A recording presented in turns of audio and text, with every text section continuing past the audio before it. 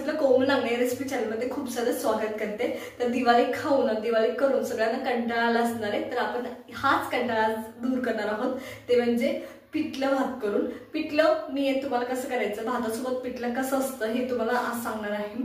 खूप साधं सिंपल आणि अगदी 5 मिनिटात होणारं पिठलं आपण करणार आहोत, झक्कास आणि झणझणीत। तर चला सुरुवात करूया। तर आपण भातासोबत खाण्यासाठी पिठलं बनवतोय।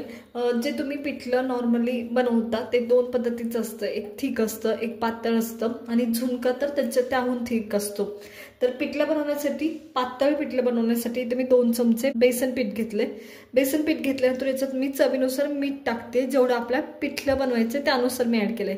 थोडंसं कमी केलं तरी चालतं, जर कमी पडलं तर वरती ऍड करता येतं जेव्हा तुम्ही पिठलं शिजवता तेव्हा। आता खूप जण याच्यात लाल मिरची पावडर पण ऍड करतात, पण मी नाही करत आहे। तुम्हाला हवे असेल तर थोडीशी करा।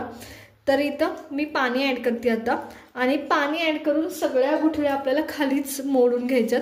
अजिबात गुठळ्या करायच्या नाही, व्यवस्थित इथंच मोडून घ्यायच्यात सगळ्या गुठळ्या। आणि जेव्हा तुम्ही 2 चमचे बेसन पीठ घेता त्याच्यात 3 ते 4 माणसाला आरामशीर पिठलं तयार होतं। तर या पद्धतीने हे गुठळ्या सगळ्या मी मोडून घेते इथंच, जेणेकरून वर जाऊन गुठळ्या होत नाही आणि पिठलं होणं सोपं, करणं सोपं जातं। आता इथं मी ह्या गुठळ्या मोडून घेतल्यात, आणि एखादी जर गुठळी राहिली असेल तुम्ही कांदा परतेपर्यंत ती वितळून जाते, हे लक्षात घ्या, ती मिक्स होऊन जाते पिठात। तर चला पुढची प्रोसेस करायला सुरुवात करूया। पिठलं करतोय त्याच्यासाठी मी इथं तेल घेतले। तेल घेतल्यानंतर मी त्याच्यात जिरी आणि मोहरी ऍड करते। तर माझ्याकडे इथं जिरी आणि मोहरी आहे ती ऍड करते। जिरी आणि मोहरी व्यवस्थित तडतडू द्यायची। आता जर तुमच्याकडे कढीपत्त्याची पानं असतील, 4 जरी असतील तरी टाका। इथं माझ्याकडे अवेलेबल नाहीत आता, त्याच्यामुळे मी ऍड केले नाही। ती 4 पानच खूप खाऊन जातात पिठल्यामध्ये, तर नक्की टाका असतील तर चला, जिरी आणि मोहरी व्यवस्थित तडतडली आणि कढीपत्ता टाकल्यानंतरून आपण याच्यात कांदा ऍड करतोय।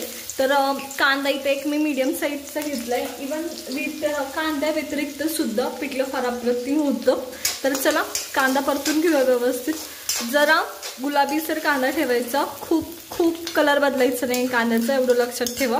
ट्रान्सपरंट झालं पाहिजे इथपर्यंतच कांदा व्यवस्थित परतून घ्यायचा आहे, थोडासा गुलाबी रंग येईपर्यंत, नाहीतर तुमच्या पिठल्याचा कलर पण चेंज होतं आणि पिठलं पण व्यवस्थित लागत नाही।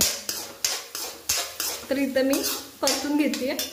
इथं कांदा जेव्हा गुलाबी व्हायला सुरुवात झाली आहे त्या टायमाला मी इथं माझ्याकडं लसूण आणि मिरचीचा ठेचा आहे। इथं मी लसूण घेतला होता 4-5 पाकळ्या, आणि मिरची घेतली होती। आता ही माझ्याकडे आहे ती बरीचशी तिखट आहे, त्याच्यामुळं मी 1 चमचा ऍड करते। तुम्हाला जर जास्त याच्यापेक्षा तिखट खायचं असेल तर ऍड केली तरी चालेल।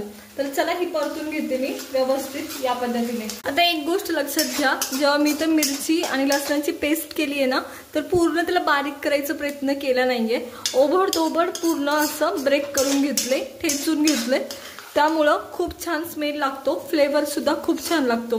तुमच्या मिक्सरमधल्या मिरचीचा जो ठेचा तुम्ही करता तो वेगळा फ्लेवर देतो, आणि जो तुम्ही हाताने ओबड ठेचलेला ठेचा असतो तो वेगळा फ्लेवर देतो, हे लक्षात घ्या। तर हे पहा इथे मी परतून घेते। लसणाचा आणि मिरचीचा तुम्हाला कच्चापणा मारायचा आहे एवढं लक्षात घ्या, पण खूप करपवायचं पण नाहीये। इथं कांदा, त्याच्यानंतर मिरची, लसूण व्यवस्थित परतलं गेले त्या टायमाला मी हळद ऍड करते। हळद आपण जे खाली बेसनचं मिश्रण ऍड केलं, बनवलं बेसन आणि पाण्याचं आणि मिठाचं, त्याच्यात सुद्धा ऍड केले जाते, पण मी कलर चांगला यावा त्याच्यासाठी मी याच्यात ऍड केली आहे। आता आपण याच्यात जेवढं बेसिक करायचं आपल्याला पिठलं करायचं तेवढं पाणी ऍड करतोय या पद्धतीने।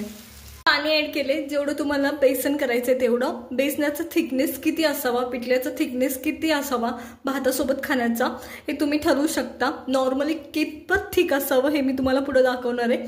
तर आता इथं व्यवस्थित पाण्याला उकळी आणणार आहे, त्याच्या आधी इथं मी थोडंसं मीठ टाकते। आपण खाली जे मिक्सचर बनवले बेसनाचं त्याच्यात सुद्धा मीठ ऍड केले, हे लक्षात घ्या। तर इथं व्यवस्थित आता उकळी येऊ द्यायची पाण्याला। जोपर्यंत उकळी येत नाही तोपर्यंत कोणतीच प्रोसेस पुढे करायची नाही, खळखळती उकळी आली पाहिजे एवढं लक्षात घ्या। पहा इथे एकदम खळखळती उकळी आली आहे, त्या टायमाला मी गॅस बारीक केलाय थोडासा, आणि कोथिंबीर ऍड करते। आत्ता थोडी करते, परत थोडी करणार आहे आपण. तर इथं मी थोडीशी एकदम थोडीशी कोथिंबीर ॲड केली आहे, जेणेकरून त्या कोथिंबीरचा फ्लेवर याच्यात मिक्स व्हावा.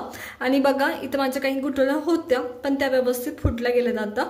तर हे जे बेसनाचं मिक्सचर आहे ते आपण हलवून ॲड करतोय. बेसन खाली बसलेलं असतं हे लक्षात घ्या.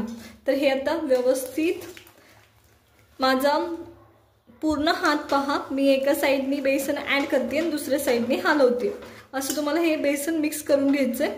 थिकनेस इथंच कळतो तुम्हाला बेसनाचा कितपत असावा. आता इथं जो थिकनेस आहे या पद्धतीने तुमचं बेसनाचं थिकनेस असावा हे लक्षात घ्या. तर इथं हे मी सगळं बेसन पीठ ॲड केलं आहे, बेसनाचं मिक्सचर होतं ते ॲड केलं आहे आणि व्यवस्थित आता बेसन शिजत जाऊ द्यायचं बारीक गॅसवरती. जसं जसं बेसन तुमचं शिजत जाईल तसं तसं त्याला कलर पण येत जातो हे लक्षात घ्या. इथं आपलं हे बेसन तयार झालंय, मी तुम्हाला दाखवते. आणि व्यवस्थित उकळी सुद्धा आली आहे. आता मी गॅस बारीक केलाय आणि बारीक गॅसवरच हे बेसन शिजून घेतलंय. आता तुम्हाला कुठं कुठं उकळी दिसत असेल इथं. आता या टायमाला तुमचं बेसन व्यवस्थित शिजलेलं असतं. इव्हन तुम्ही बेसनचं मिक्सचर जेव्हा ॲड करता तेव्हा ते हलवत ॲड करायचं, त्याने एक सुद्धा गुठळी होत नाही आणि त्याच्यानंतर फक्त 2 मिनिटात बेसन तयार होतं तुमचं. तर हे बेसनाचं आता थिकनेस बघा कसं आहे. तर या चमच्यामधून सहज खाली पडतंय, जसं की थोडंसं पीठ मिक्स केलंय असं. जेव्हा तुमचं हे बेसन जेव्हा तुमचं गॅसवर आहे तेव्हा याचा हा योग्य थिकनेस आहे हे लक्षात घ्या. तुम्ही जेव्हा गॅसवरून साईडला काढता बेसन ह्याच्यापेक्षा थिक जास्त होतं. त्याच्यामुळं एक्स्ट्रा थिकनेस वाढवायच्या नादात खूप जास्त शिजवायचं नाही, नाहीतर ते थिक होईल, म्हणजे भातावर हवं तसं पातळ बेसन होणार नाही. तर इथं हे बेसन तयार झाले, मी साईडला काढून घेणार आहे. आता त्याच्या आधी याच्यात मी कोथिंबीर टाकणार आहे खूप सारी. तर पहा फार अप्रतिम दिसते आणि वास पण फार अप्रतिम येतोय बेसनाचा. तर आता हे आपलं पिठलं बेसन तयार झालंय. तर चला साईडला काढून घेऊया. पिठलं भात खाणार आहोत आपण. तर पिठल्यासोबत जो भात खाल्ला जातो तो सुद्धा माझ्याकडे रेडी आहे. जेव्हा तुम्ही पिठल्यासोबत भात खाता तो शक्यतो बासमती नसावा, कोणता मोकळा तांदूळ वापरू नका शक्यतो, तो पिठल्यासोबत चांगला लागत नाही. पिठल्यासोबत जो तुम्ही भात खाणार आहात तो शक्यतो मऊ असावा खूप जास्त. हा पाहिलात का, असा असावा, चिकट असावा, त्याने खूप छान टेस्ट येते. वास येणारा तांदळाचा भात पिठल्यासोबत खायला अप्रतिम लागतो. तर चला इथं मी भात साईडला काढून घेतलाय, त्याच्यात आपण पिठलं ॲड करतोय. तर पहा मी तुम्हाला थिकनेस सुद्धा दाखवणार आहे. अजून सुद्धा थिकनेस, आता मी पिठलं काढून खूप वेळ झाले तरी थिकनेस तसाच आहे. आणि तुम्ही शक्यतो गरम गरम वाढायचा आहे जेव्हा तुम्ही पिठलं भात खाता तेव्हा. हे पहा मी काढून घेते. आता तुम्ही एक गोष्ट नोटीस करायची आहे, आपण पिठलं जरी खाली काढलं ना तर काही काही जणांचं ना पिठल्याच्या गुठळ्या होतात थोड्या वेळाने, जसं जसं थंड होतोय तसं आपल्या पिठल्याचं नाही झालेला. खूप छान आहे, योग्य थिकनेस आहे आणि आहे तसंच पातळ आहे. ते खूप थिक झालं ना तर ते भातासोबत खायला तेवढी मजा येत नाही. त्याच्यामुळे नेहमी लक्षात ठेवा, जेव्हा तुम्ही पिठलं भात करता तेव्हा पिठलं हे थोडंसं पातळ असावं, खूप जास्त थिक नसावं. तर इथं मी हे सगळं पिठलं साईडला काढून घेतलंय. त्याच्यासोबत मी इथं कांदा ठेवतेय, फार अप्रतिम लागतो पिठल्यासोबत, पिठल्या भातासोबत. त्याच्यानंतर हिरवी मिरची. तर इथं हा पिठल्या भाताची ही प्लेट माझी तयार आहे. आणि दिवाळी खाऊन कंटाळला असेल तर हा बेस्ट ऑप्शन आहे. तयार आहे एकदम झकास आणि झणझणीत अशी आपली ही पिठल्या भाताची रेसिपी. तर दिवाळी खाऊन कंटाळा आला असेल तर नक्की ट्राय करा.